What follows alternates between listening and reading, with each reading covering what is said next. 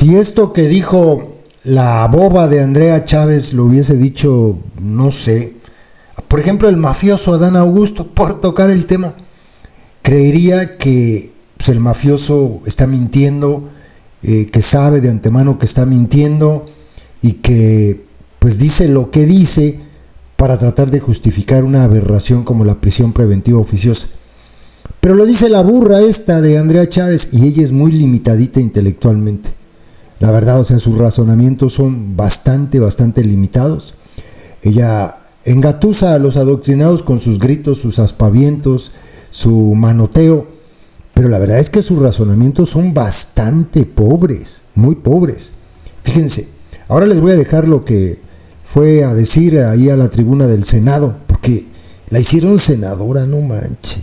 Esta mujer es muy tonta, gente, es verdaderamente bastante tonta. No sabe siquiera la diferencia entre varón con B y varón con V. Punto, no lo sabe. Y ahí uno se puede dar perfectamente cuenta del nivel intelectual que tiene. Esto lo desmiente el sabueso de Animal Político. Lo que dijo pues está lleno de mentiras, falacias. ¿Algún pobre fabrica facturas falsas? Porque ella dice que no. La senadora Andrea Chávez usa dichos engañosos para defender la prisión preventiva oficiosa. Ahora la escucharán. Pero fíjense cómo la desmiente el sabueso. La senadora de la secta, Andrea Chávez, usó argumentos engañosos para defender la aplicación de la prisión preventiva oficiosa, al dar por hecho que personas acusadas por algunos delitos del artículo 19 constitucional ya son delincuentes y por lo tanto, para prevenir su fuga es necesario que sigan su proceso en la cárcel. Su discurso deja de lado la presunción de inocencia, ya que cuando se acusa a una persona, aún no se prueba que es extorsionador, que sea narcotraficante o que sea facturero, que son los términos que ella utilizó. De ahí que especialistas mencionen que es preferible la prisión preventiva justificada, en la que un juez analiza si hay un riesgo de fuga o de que la persona acusada esté amedrentando a víctimas o testigos del caso, para entonces sí aplicar esta medida cautelar. Es que es tan lógico y así aplica en muchos lugares del mundo, Solo los países que tienen leyes punitivas exageradas como México no lo ven de esta manera.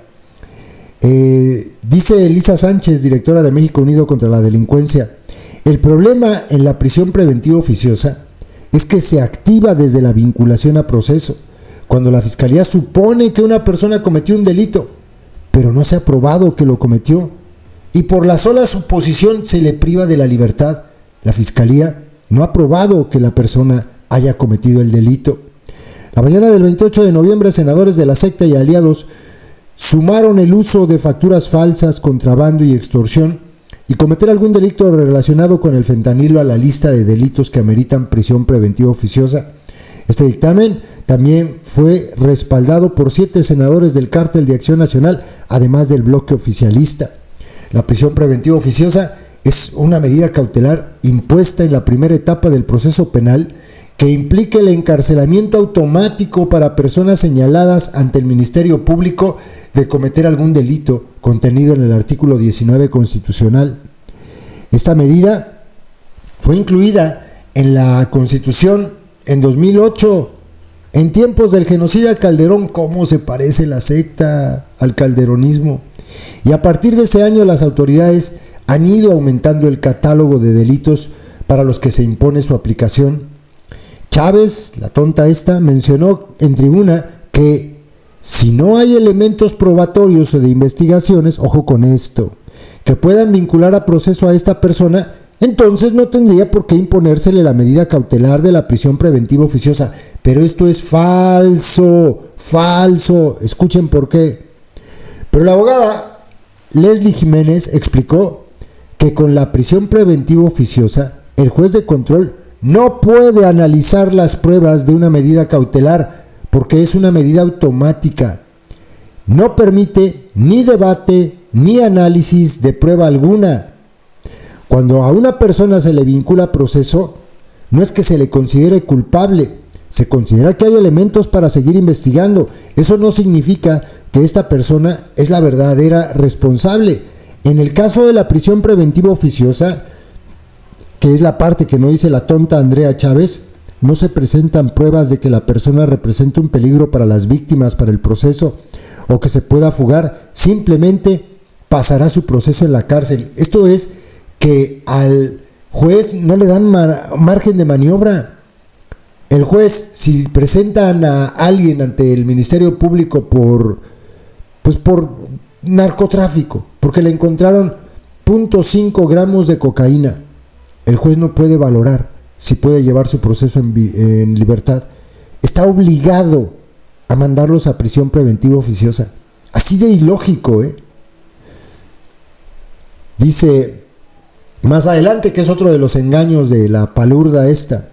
En otro punto de su discurso, Chávez mencionó: dicen que esto afecta particularmente a los pobres. Y dice la muy pendeja: yo nunca he visto un pobre, yo no sé ustedes, fabricando una factura falsa. Vean qué argumento tan estúpido. Porque resulta, pero están documentados casos de corrupción en los que las autoridades o funcionarios han utilizado a personas de bajos recursos para ubicarlas como supuestas dueñas de empresa, o han acusado a personas inocentes de delitos que ameritan prisión preventiva oficiosa. En esta investigación, y mencionan una investigación que ellos mismos realizaron, documentamos que la administración de la secta en Veracruz enlistó como empresarios a personas que viven en zonas marginales del estado. Esta vez no eran promotores del voto como hacía el PRI, sino que eligieron a beneficiarios de los programas sociales del gobierno del gusano: adultos mayores, jóvenes construyendo el futuro, apoyos al empleo, becas y microcréditos para el bienestar. En octubre de 2021, Animal Político, en alianza con Intersecta, publicó la investigación Prisión Preventiva, el arma que encarcela a pobres e inocentes. ¡Ojo! En ella se dio cuenta de que el 70% de las personas a las que se le aplica la medida de prisión preventiva oficiosa o automática son personas de escasos recursos. Así es que la palurda miente, el 70% es gente pobre. En dicha investigación están documentados casos como el de Viridiana, quien pasó 4 años y 6 meses en penales federales, señalada de tráfico de personas, dinero de procedencia ilícita y delincuencia organizada, delitos que ameritan prisión preventiva automática. A la postre fue declarada inocente. ¿Y quién le quita los 4 años y medio que estuvo en la cárcel? Ese es el riesgo. Y luego le preguntaron a la palurda, en respuesta a una solicitud del sabueso de Animal Político, la senadora Andrea Chávez insistió en que los 3 delitos adicionados al artículo 19 constitucional, extorsión, ilícitos relacionados con la producción de drogas sintéticas y el uso de falsos comprobantes fiscales, generan importantes beneficios económicos, sí, para el que los comete, pero si te agarras a una persona pobre y le dices: fírmale aquí, no te preocupes, te voy a dar 1,000 pesitos al mes, tú regálame una firma, y después resulta que la ponen como titular de una empresa fantasma, que automáticamente se traduce en mayores herramientas para evadir la acción de la justicia. Defendemos que no basta una acusación para aplicar esta medida cautelar, sino la vinculación a proceso de un juez en la audiencia inicial, pues eso es prisión preventiva justificada. Pero lo que ellos están aplicándole a esta gente es prisión preventiva oficiosa. Recordemos que las medidas cautelares, aunque duras, no son penas ni condenas, pero pueden llevar a la cárcel a la gente 4 años y medio, como el caso anterior, y tener un carácter preventivo que busca evitar un mal mayor. Por eso no debe suponer un atentado contra la presunción de inocencia. Entonces no deberían meterlas a la cárcel. Es que es tan pendeja la de Andrea Chávez, de verdad, pero tan pendeja. Ay, mi ratón se regresa solito. Y luego ya el último. Esta es una medida cautelar, por supuesto, pero en donde primero hay que recordar que para que se lleve a cabo esta medida cautelar tiene que haber generado la vinculación a proceso, dice la tonta. ¿Y esto qué significa? Que existen elementos objetivos suficientes para considerar que la persona imputada sí participó en los hechos que la ley señala como delito. No es cierto. Esto lo dice Murat. No es cierto. Está obligado el juez a enviarlos a la cárcel. Pero como mencionamos previamente, incluso cuando se dicta vinculación a proceso, esto no implica que la persona participó en un delito, sino que un juez considera que hay indicios para seguir investigando. A diferencia de otras medidas cautelares, la prisión preventiva oficiosa no analiza si existe algún riesgo para el proceso judicial. Al respecto, la Corte Interamericana de Derechos Humanos y el Alto Comisionado de las Naciones Unidas para los Derechos Humanos han coincidido que la prisión preventiva oficiosa vulnera la presunción de inocencia y la libertad personal. Según el Censo de Sistemas Penitenciarios de 2023, en el ámbito federal y estatal, 38.533 personas permanecen en prisión sin una sentencia, ya que fueron privadas de su libertad por medio de prisión preventiva oficiosa. Y les garantizo algo, la gran mayoría de esas personas son pobres, el 70%, y son inocentes. Lo que está haciendo la secta es tan de Felipe Calderón que esta pobre bruta, yo creo que hasta me recuerda a la Calderona, igual de bestias que ellos. Escúchenla. Gracias, presidente, con el permiso del pueblo de México. Decirle al pueblo de México qué estamos discutiendo el día de hoy. Estamos discutiendo garantizar dentro de la Constitución Política de los Estados Unidos Mexicanos que los delitos de extorsión, de producción, distribución y comercialización del fentanilo y otras sustancias químicas y sus precursores, y además que la compra, la venta y la generación de facturas falsas sean consideradas como delitos graves. Es decir, que se castigue de manera ejemplar a los extorsionadores, a los factureros y a los narcotraficantes. ¿Qué significa que sean considerados delitos graves? Que ameriten prisión preventiva oficiosa. La derecha aquí ha venido a decir que están a favor de la prisión preventiva justificada y no a favor de la prisión preventiva oficiosa. ¿Cuál es la diferencia entre cada una de estas? La prisión preventiva oficiosa se da en automático y la prisión preventiva justificada pasa a través de la decisión de un juez. Pero ¿qué pasa? ¿Qué elemento tienen en común estos tres delitos? Generan un enorme rédito económico para los delincuentes, lo que genera por consecuencia natural, de forma orgánica, tener las condiciones y las herramientas para darse a la fuga, porque cuentan con esas condiciones y herramientas para hacerlo.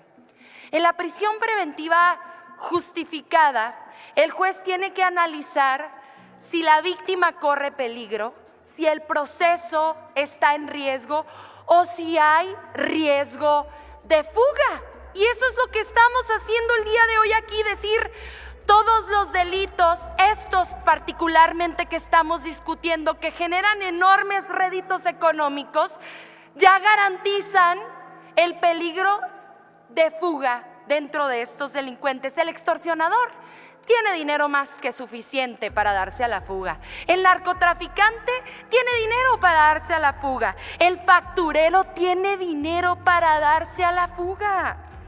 ¿Por qué tendría que pasar por la decisión de un juez la imposición de esta medida cautelar? Pero también es mentira que no pase una parte del proceso a través del juez, porque cuando hay elementos de la investigación que otorga el Ministerio Público en la audiencia inicial, es el juez quien determina si vincula o no a proceso al delincuente por uno de estos tres delitos. Si no hay elementos probatorios o de investigación que puedan vincular a proceso a esta persona, entonces no tendría por qué imponérsele la medida cautelar de la prisión preventiva oficiosa. Ustedes vienen el día de hoy a defender a los delincuentes. ¿Y quién defiende a las víctimas? Esa es mi pregunta. Dicen que esto afecta particularmente a los pobres. Yo nunca he visto a un pobre, yo no sé ustedes, fabricando una factura falsa. Me parece de lo más elemental. Nunca lo he visto. Ustedes lo que quieren de verdad es un salvoconducto para sus amigos y sus compadres. Perdonen las molestias. De verdad, de todo corazón, disculpen ustedes, estamos intentando resolver los problemas que nosotras y nosotros no generamos.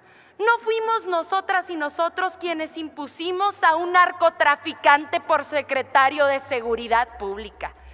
No fuimos nosotros quienes declaramos una guerra absurda para legitimar a un presidente enanito, chiquito, pequeñito, autoritario y belicista tras su fraude electoral. No fuimos nosotras y nosotros quienes autorizamos que pasaran miles de armas de uso exclusivo del ejército de forma ilegal, como sí hicieron ustedes a través de su operativo rápido y furioso. Déjenme les doy una noticia.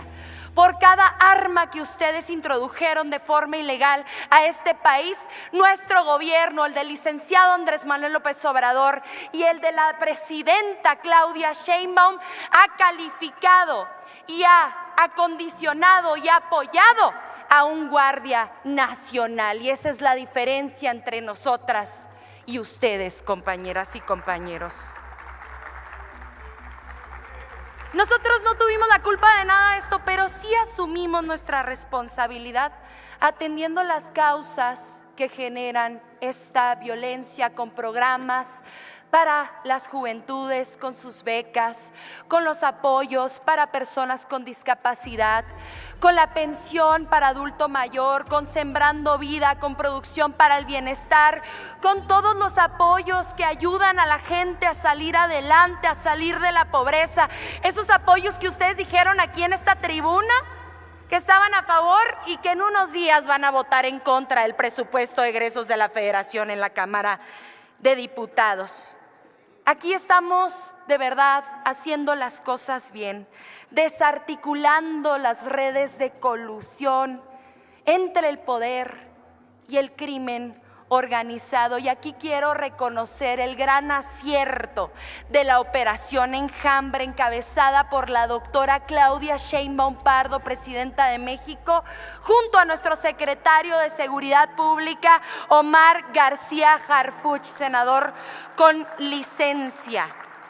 Y van a venir más operaciones Enjambre en el estado de Chihuahua, en el estado de Guanajuato y en todas las entidades federativas en donde hay un grave problema de violencia, hasta que la delincuencia no encuentre nunca más un aliado en el poder público. Pero si no me quieren escuchar a mí, que yo sé que no les caigo particularmente bien, escuchen por lo menos a sus gobernadoras y a sus gobernadores.